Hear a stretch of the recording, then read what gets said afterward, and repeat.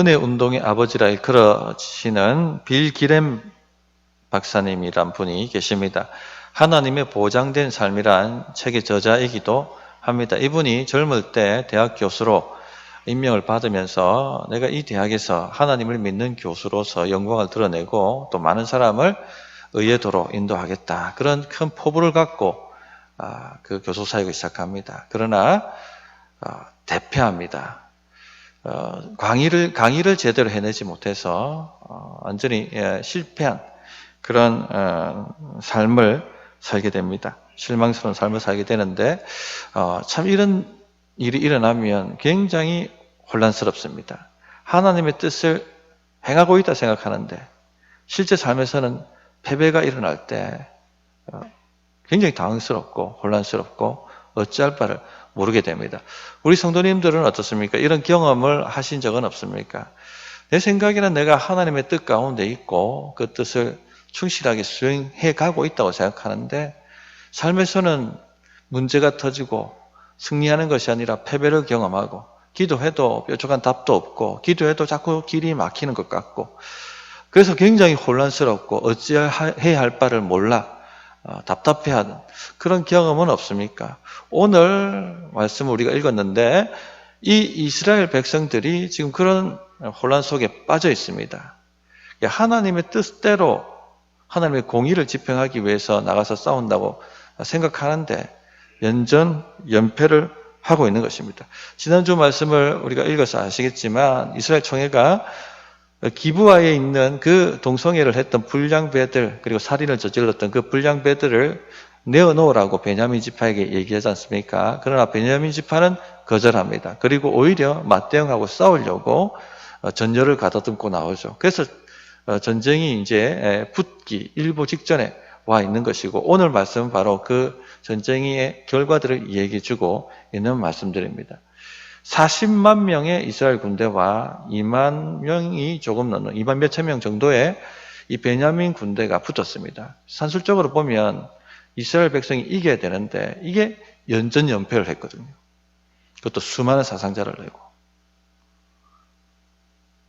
기도했거든요. 그런데도 패배가 일어났습니다. 이게 혼란에 빠지는 겁니다. 하나님 도대체 어떻게 해야 됩니까? 무엇이 이렇게 패배를 만드는지 하나님의 뜻을 집행하고 있다 생각하는데 왜 패배가 일어나는지 이 문제를 오늘 말씀을 통해서 좀 다루려고 합니다. 첫째는 죄가 가로막고 있기 때문에 그렇습니다. 첫 번째 전투에서 대패했고 두 번째 전투에서 대패했습니다. 이 두 번째 대패하고 난 다음에 뭔가 근본적으로 문제가 있다 하는 것을 깨닫기 시작합니다.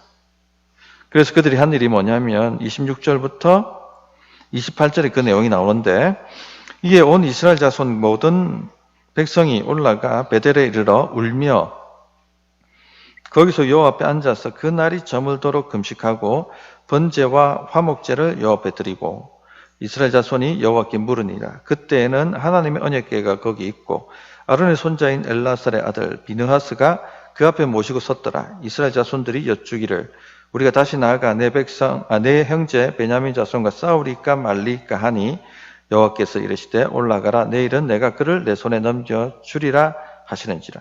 이 첫 번째, 두 번째 주님께 여쭐 때하고 뭐가 지금 달라진 것 같습니까? 화목제, 번제를 드렸다는 것이 달라졌습니다. 그죠? 첫 번째는 누가 올라가서 선봉을 칠까요? 그걸 물었습니다. 이미 싸움은 이겼다라고 생각했죠. 대패했습니다. 두 번째 울면서 싸우리까라고 묻습니다. 또 대패했습니다.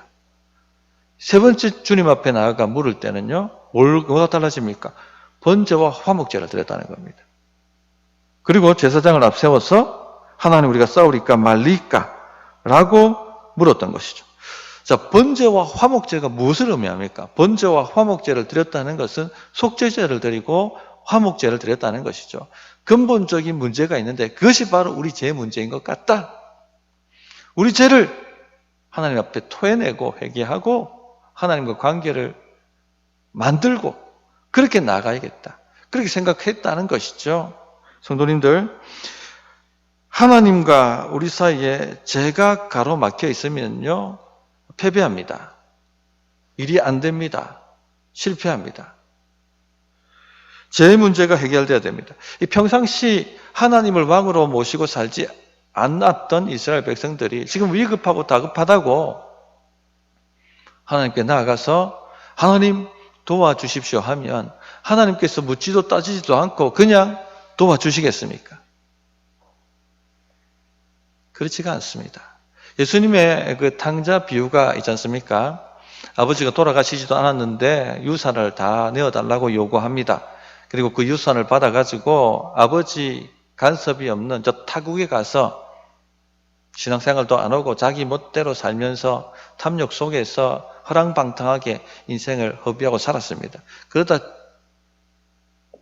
경기가 안 좋아져가지고 사업이 완전히 무너져 버리지 않습니까? 그때 이제 아버지가 생각나서 찾아옵니다.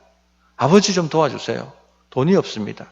그러면 아버지가 아들이니까 묻지도 따지지도 않고 돈을 만들어서 도와줍니까? 아니죠. 뭐가 전제돼야 됩니까? 죄에 대한 깨달음, 죄에 대한 뉘우침, 회개가 전제돼야 되는 것입니다.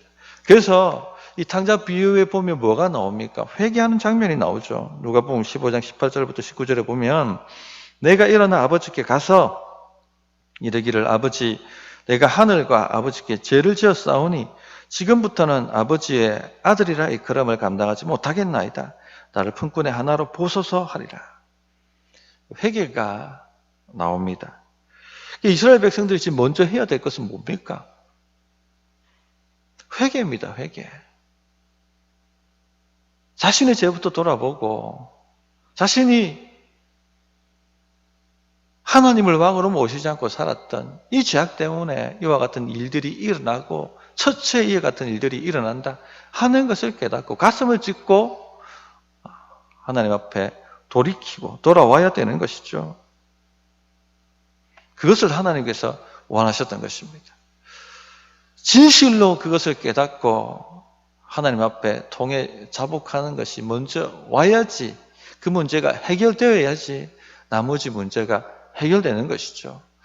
우리가 아이들을 양육할 때 죄를 범한다든지 잘못을 범하면 부모가 호되게 야단치고 매를 듭니다. 그 아이들이 그 매가 무서워서 눈물을 흘리고 싹싹 빌면서 용서해 주세요라고 말하면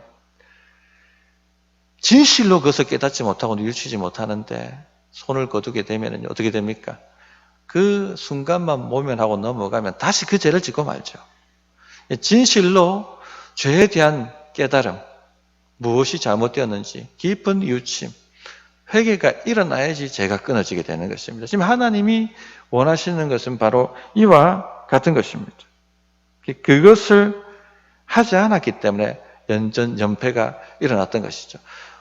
인생을 살다 보면은 정말 어떤 선택, 중요한 인생의 중요한 선택을 내려야 될 기로에 설 때가 있습니다. 그때 우리는 기도합니다.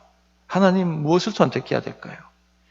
그런데 평소에 하나님께 자신의 인생을 의지하고 인도하심을 구하지 않았던 사람이 그 중요한 시점에 하나님의 인도하심을 구한다고 하나님께서 아이고 반갑다 하고 바로 인도하시고 은혜를 베푸시겠습니까? 회개가 먼저 일어나야 됩니다. 잠언 3장 6절에 너는 범사의 그를 인정하라. 그리하면 내 길을 지도하시리라. 이렇게 말씀하셨어요. 평소에 자기 멋대로 자기 마음대로 살다가 정말 중요한 일 앞에 하나님 좀 도와주세요. 그렇게 되는 게 아니란 얘기입니다. 중요한 게 죄에 대한 회개입니다. 하나님 뜻대로 살지 않고 하나님 의지하지 않고 살았던 죄에 대한 근본적 깊은 회개부터 하고 삶을 바로 잡는 것, 그것이 되어야지 나머지 문제가 풀리게 된다는 것입니다. 자, 번제와 화목제를 드리고 죄를 통회하자 승리의 약속이 주어집니다. 28절을 보십시오. 그 뒤쪽 하반절에 보면 여호와께서 이르시되 올라가라 내일은 내가 그를 내 손에 넘겨주리라 하시는지라. 자, 첫 번째, 두 번째 하나님께 기도하고 물었을 때는요 승리의 약속이 없었습니다. 유심히 보셨다면 아마 캐치를 하셨을 것입니다. 18절 첫 번째 물었을 때 보십시오. 이스라엘 자손이 일어나 베델에 올라가서 여호와께 여쭈어 이르되 우리 중에 누가 먼저 올라가서 베냐민 자손과 싸우리까 하니 여호와께서 말씀하시되 유다가 먼저 갈지니라 하시니라. 승리 약속이 없죠. 완전히 대피합니다. 그리고 울며 불며 이제 하나님 도와달라고 얘기하면서 두 번째 하나님께 묻습니다. 23절입니다. 이스라엘 자손이 올라가 여호와 앞에서 저물도록 울며 여호와께 여쭈어 이르되 내가 다시 나아가서 내 형제 베냐민 자손과 싸우리까 하니 여호와께서 말씀하시되 올라가서 치라 하시니라. 근데 어떻습니까? 승리의 약속이 없죠.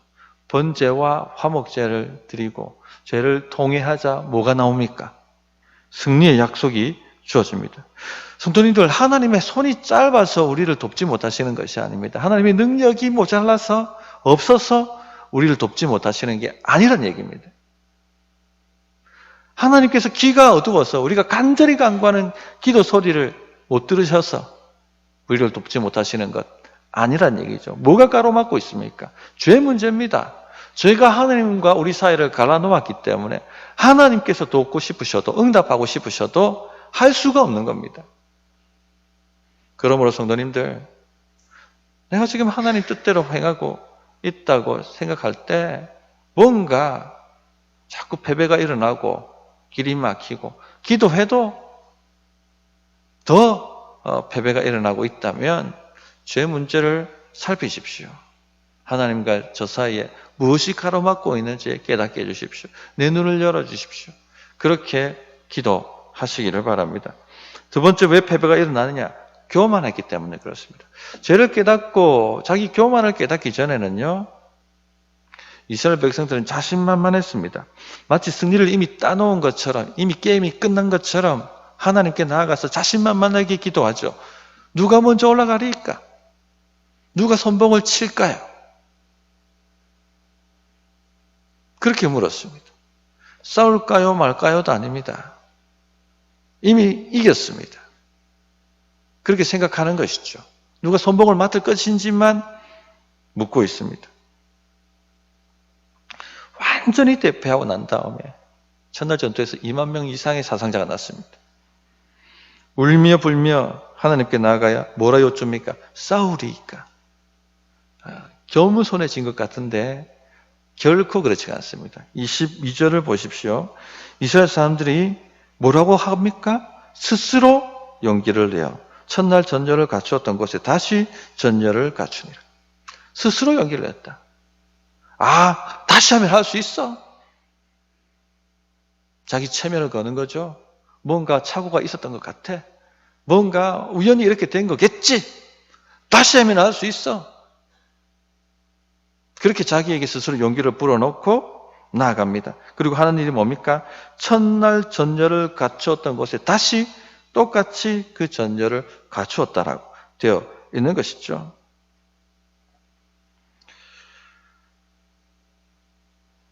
전에 했던 계획 그대로 쓴다는 겁니다. 전에 했던 계획이 뭡니까? 수적으로 밀어붙이는 것입니다. 40만 대군인데 앞에 있는 적은 2만 명 조금 넘는 대군인데 그냥 이 숫자로 밀어붙이면 다 끝난다고 생각한 겁니다.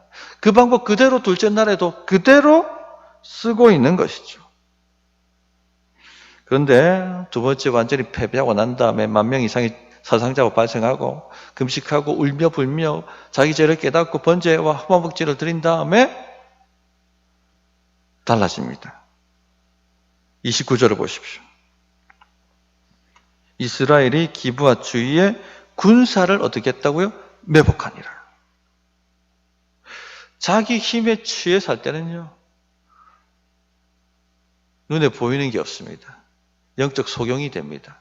앞에 지뢰밭이 놓여 있는데도 전혀 그것이 보이지 않습니다. 앞에 함정이 놓여 있는데도 전혀 그게 보이지 않는 거죠. 왜냐? 스스로 지혜롭기 때문에. 스스로 지혜롭기 때문에 어리석게 되는 것입니다. 이 교만한 상태에서 기도하면요, 하나님 뜻도 분간 안 됩니다. 승리의 약속이 없다는 것을 눈치채지 못했습니다. 그냥 하나님의 뜻은 이거라고. 자기가 가정을 해놓고 그냥 밀어붙이는 것입니다. 지금 러시아와 우크라이나 전쟁 때문에 세계가 지금 굉장히 큰 고통을 당하고 있지 않습니까? 수많은 사람들이 죽고 있습니다.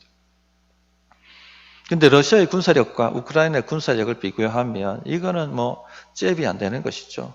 지금 오늘 말씀에 있는 것처럼 40만 대군에 2만 명 정도의 병사가 붙는 것과 동일한 전쟁입니다. 러시아 사령관들은 그냥 힘으로 밀어붙이면 수일 내에 한 3, 4일 안에 러시아를 다 점령할 것이라고 생각하고 그냥 전술 전략도 없이 물량주의로 밀어붙였습니다. 그런데 어떤 일이 일어났습니까? 교만하면 지거든요. 제불릴이라는 휴대용 미사일의 전차들, 러시아 전차들이 완전히 박살나버렸습니다.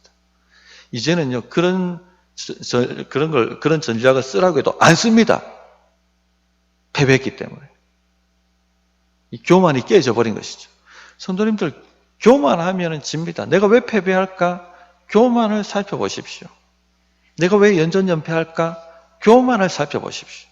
눈이 가려져서 앞에 지금 지뢰밭이 있고 함정이 있는 것 보이지가 않는 것이죠. 잠언 16장 18절에 교만은 패망의 선봉이요 거만한 마음은 넘어짐의 앞잡이니라. 죄를 깨닫고 자기 교만이 깨어지자 이스라엘은 겸손해집니다. 그리고는 전략을 짜죠. 40만 대군이 매복을 한다, 매복 작전을 펼친다는 것, 자존심 상해서 못할 일입니다. 그런데 겸손해지니까 이 지형지물을 잘 파악하고 매복 작전이 여기에서는 효과적이다. 깨닫게 되는 거예요. 그게 안 보였던 게 보이기 시작하는 겁니다. 겸손해지니까. 그래서 매복을 합니다. 그리고 앞에 공격조를 두고 하죠. 베냐민 자손이 2번 크게 승리했기 때문에 그들이 교만해져 있을 것이다. 우리가 이렇게 나가면 전과 같이 그들이 싸우러 나올 것이다. 이제 성읍을 문을 열고 나올 것이다. 이렇게 판단했는데 그것이 적중합니다. 31절부터 34절을 보시면 그 싸움이 어떻게 진행되었는지를 알려주고 있습니다. 베냐민 자손이 나와서 백성을 맞더니 꾀임에 빠져 성읍을 떠나더라.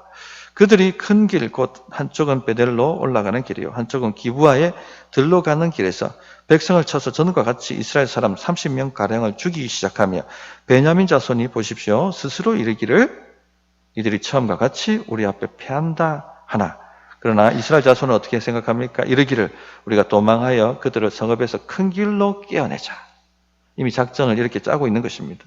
이스라엘 사람이 모두 그들의 저소에 쓰러나서 바알 다말에서 전열을 갖추었고 이스라엘의 복병, 매복했던 병사들이죠. 복병은 그 장소 곧 기브아 초장에서 쏟아져 나왔더라. 온 이스라엘 사람 중에서 택한 사람 10,000명이 기브아에 이르러 치매 싸움이 치열하나 베냐민 사람은 화가 자기에게 미친 줄을 알지 못하였더라. 얼마나 2번의 승리에 도취를 했는지 화가 자신에게 미쳤다는 것을 이 베냐민 사람들은 알지를 못했다고 하는 겁니다. 눈이 어두워지는 겁니다. 교만하면. 결국요 25,000명이 죽고 600명이 살아남았습니다. 교만은 죄의 뿌리라고 얘기합니다. 교만은 영적 소경을 만드는 죄의 뿌리입니다. 교만해지면 사람이 교만해지면 회개가 없습니다. 내가 다 옳은데 뭐가 잘못했다고 얘기하겠습니까? 내 판단이 다 맞는데 왜 하나님 말씀이 자신을 쳐서 복종시키겠습니까? 교만하면요 절대 변화가 없습니다. 사람이 안 변하는 이유는요 교만하기 때문입니다. 겸손하면 말씀이 그 사람을 성장시킵니다. 키웁니다. 그래서 크게 만들고 능력을 주고 지혜롭게 하며 그렇게 사람을 변화시킵니다. 그러나 교만해지면요 절대 변하지 않습니다. 10년이 가고 20년이 가고 30년이 가고 50년이 가도 안 변합니다. 뭐가 나타납니까? 열매는 패배만 나타납니다. 패배만. 연패하는 것입니다.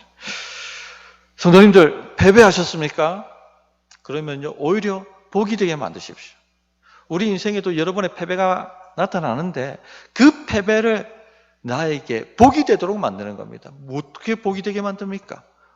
그 패배가 나를 겸손하게 만들면 복이 되는 것입니다. 지금 보십시오. 이스라엘 백성도 우상숭배했어요. 베냐민 지파도 우상숭배하는 민족입니다.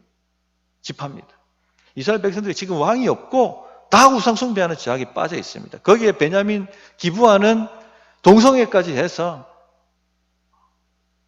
더 중한 죄를 그들이 짊어지고 있습니다. 하나님께서 이 이스라엘과 베냐민 지파를 동시에 심판하셨어요. 근데 어떻게 됩니까? 누가 변화를 경험합니까? 먼저 패배를 당했던 이스라엘 백성들이 죄를 깨닫고 주님 앞에 돌아오는 번제와 화목제를 드리고 그런 결단을 하지 않습니까? 그래서 그들은 승리하는 것이고, 반면에 베냐민 지파는요, 자신들이 잘못했음에도 불구하고 두 번이나 대성을 하니까 그냥 눈이 뒤집어지는 겁니다. 교만으로. 그래서 망하는 겁니다. 성도님들, 교만은 패망의 지름길입니다. 지금 내가 연패를 하고 있다면 내가 교만하지 않는가? 내 판단이 다 맞다라고 말하지 않는가?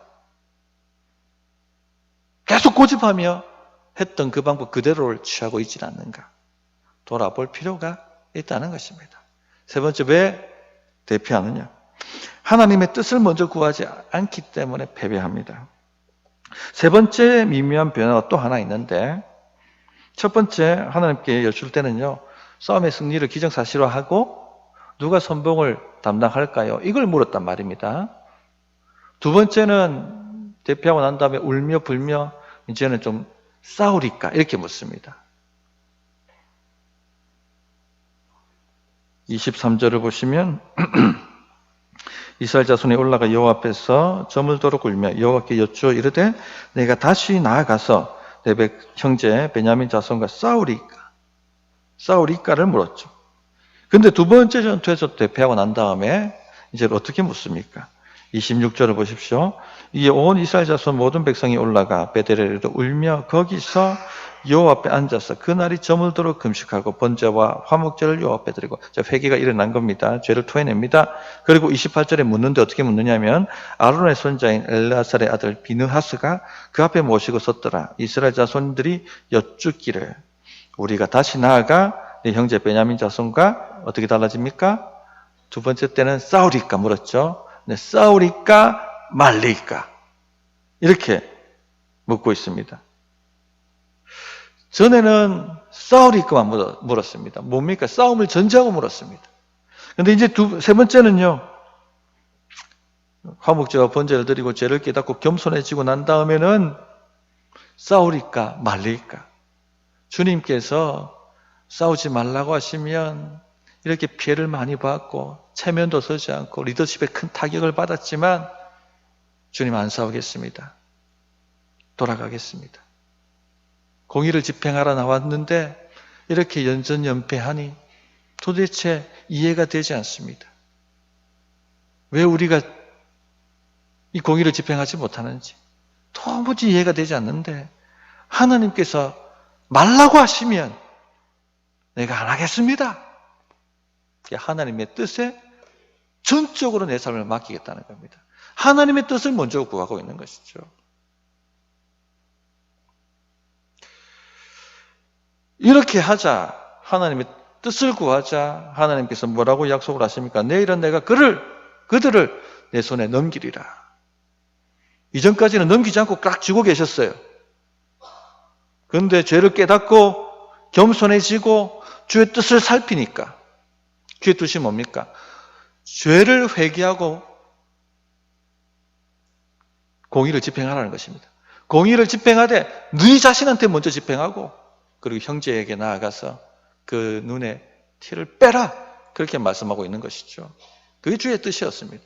그걸 깨닫고 나니까 하나님께서 뭘 주십니까? 지고 있던 베냐민을 이제 내 손에 넘겨주겠다라고 넘겨주시는 것입니다. 성도님들, 하나님께서 승리를 쥐고 계세요. 우리 성도님들에게 돌아가야 될 복을 쥐고 계십니다. 그런데 왜 이게 우리에게 넘겨지지 않습니까? 넘겨져 오지 않습니까? 죄 때문에 교만하니까, 하나님의 뜻을 구하지 않으니까 지고 계신 거예요.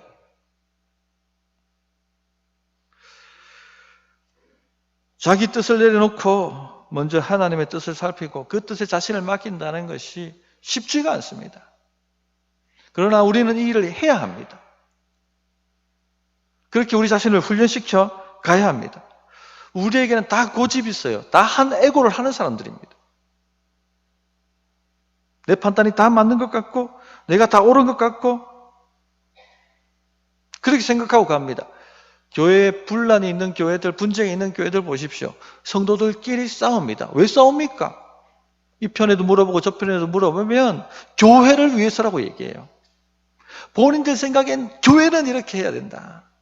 이 교회를 위하는 거다. 다 자기 생각이 있는 거죠. 자기 생각이 다 옳게 보이니까 그 생각을 꺾지 못하고 그 생각과 생각이 부딪혀서 갈등과 분쟁과 싸움이 일어나는 거예요. 서로 연애하고 사랑해서 평생 한 입을 덮고 자자고 언약하며 결혼을 해서 부부가 되지 않습니까? 그런데 신혼여행 갔다 오고 난 다음부터 무슨 일이 일어납니까? 이제는 4차 대전이 일어나지 않습니까? 싸웁니다. 근데 왜 싸웁니까?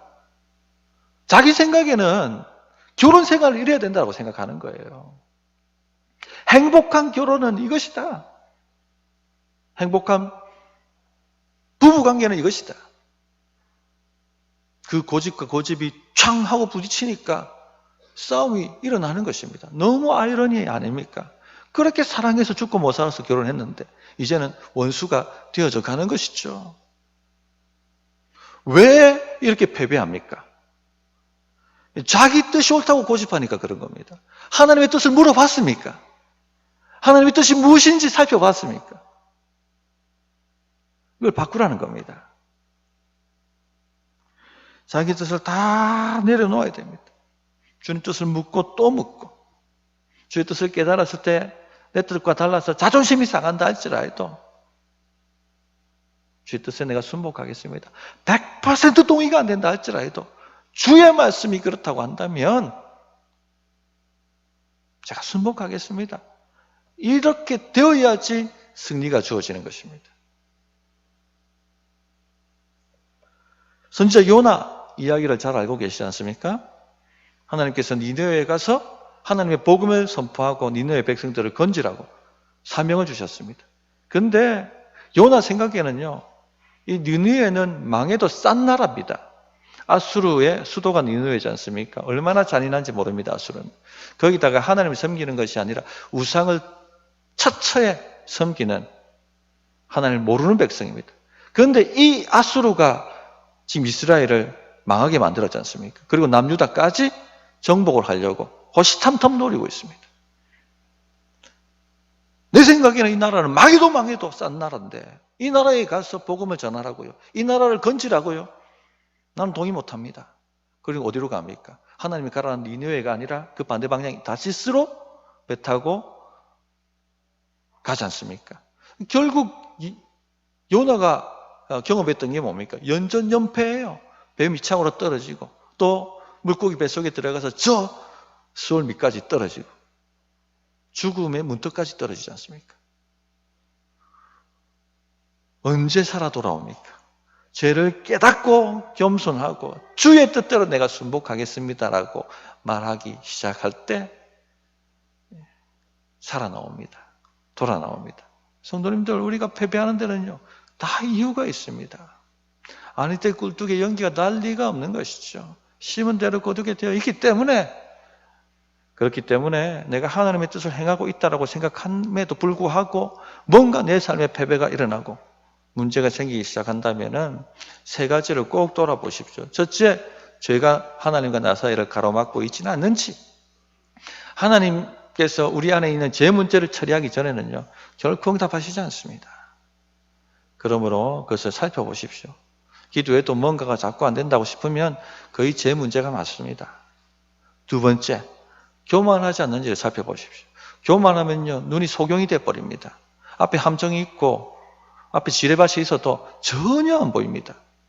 스스로 지혜롭기 때문에, 자기가 다 옳기 때문에 변화를 경험하지 못합니다. 내가 교만하지 않는지를, 했던 방법 그대로 쓰면서 고집 부리고 있지 않는지, 삶의 태도를 바꾸지 않으면서 그대로 전진하고 있지 않는지 꼭 돌아보셔야 됩니다. 셋째, 하나님의 뜻을 행한다고 하면서 실제로는 자기 뜻을 하나님의 뜻이라고 우기면서 행하고 있지는 않는지를 돌아보셔야 됩니다. 완전히 다 내려놓고 하나님 가르쳐 주세요. 하나님 뜻 깨닫게 해주세요. 그렇게 기도하고 100% 동의 안 되고 자존심 상해도 그 뜻에 순종해 보십시오. 놀라운 승리가 일어나게 될 것입니다. 자, 어떻게 응답해 될지 1분간 기도합니다.